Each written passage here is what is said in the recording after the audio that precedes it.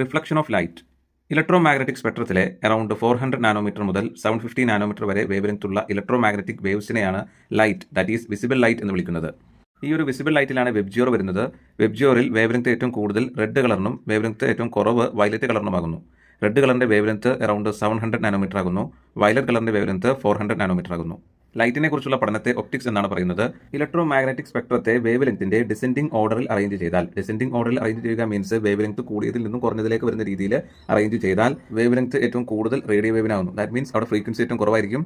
അപ്പോൾ വേവ് ലെങ്ത്തിന്റെ ഡിസെൻഡിംഗ് ഓർഡറിൽ പറയാം radio wave, microwave, infrared, visible light, ultraviolet, x-rays and gamma rays. നമുക്ക് കാഴ്ച സാധ്യമാക്കി തരുന്ന ഫിനോമിനൻ ആകുന്നു റിഫ്ലക്ഷൻ.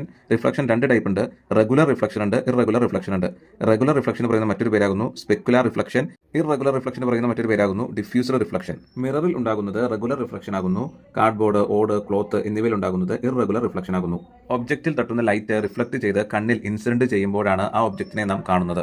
റിഫ്ലക്ഷനുമായി ബന്ധപ്പെട്ട പ്രധാനപ്പെട്ട ടേംസ് ആകുന്നു incident ray, reflected ray, normal, angle of incidence, angle of reflection എന്നിവ. നമുക്കിനി ലോസ് ഓഫ് റിഫ്ലക്ഷൻ നോക്കാം. ലോസ് ഓഫ് റിഫ്ലക്ഷനിൽ angle of incident equal to angle of reflection ആകുന്നു. രണ്ടാമത്തെ ലോ ആകുന്നു incident ray, reflected ray, normal എന്നിവ same പ്ലെയിനിലായിരിക്കും. മറ്റൊരു കാര്യം പറയാനുള്ളത്, h ഹൈറ്റുള്ള ഒരാൾക്ക് അയാളുടെ പൂർണ്ണമായ ചിത്രം കാണാൻ ആവശ്യമായ മിററിന്റെ വലിപ്പം എന്ന് പറയുന്നത് h/2 ആകുന്നു. രണ്ട് മിറേഴ്സിന്റെ ഇൻ ബിറ്റ്വീൻ ആയിട്ടുള്ള ആംഗിൾ വേരി ചെയ്യുകയാണെങ്കിൽ ആ മിററിൽ മൾട്ടിപ്പിൾ ഇമേജസ് ഫോം ചെയ്യുന്നതായിട്ട് നമുക്ക് കാണാൻ കഴിയും. നമ്പർ ഓഫ് ഇമേജസ് കാണാനുള്ള ഇക്വേഷൻ ആകുന്നു 360/θ-1.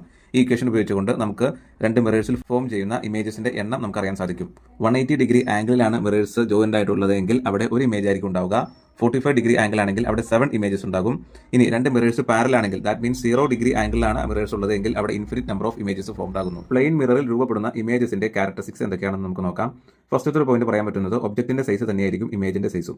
രണ്ടാമത്തേതാകുന്നു ഒബ്ജക്റ്റും മിററും തമ്മിലുള്ള അകലവും അതുപോലെ മിററും ഇമേജും തമ്മിലുള്ള അകലവും തുല്യമായിരിക്കും. മൂന്നാമത്തെ ഒരു ക്യാരക്ടറിസ്റ്റിക് ആകുന്നു ഇമേജിൽ ലാറ്ററൽ ഇൻട്രവേഷൻ ആയിരിക്കും ഉണ്ടാകുന്നത്. സ്ഫെറിക്കൽ മിറേഴ്സിനെ നമുക്ക് രണ്ടായിട്ട് ക്ലാസിഫൈ ചെയ്യാം, concave mirror and convex mirror. ഈ ഒരു സ്ഫെറിക്കൽ മിററുമായി ബന്ധപ്പെട്ട് നിൽക്കുന്ന വളരെ പ്രധാനപ്പെട്ട 5 ടേംസ് ഉണ്ട്. അത് ഏതൊക്കെയാണെന്ന് പറയാം. First one centre of curvature, second radius of curvature, third aperture, നാലാമത്തത് പോളാകുന്നു, അഞ്ചാമത്തത് പ്രിൻസിപ്പൽ ആക്സിസ് ആകുന്നു.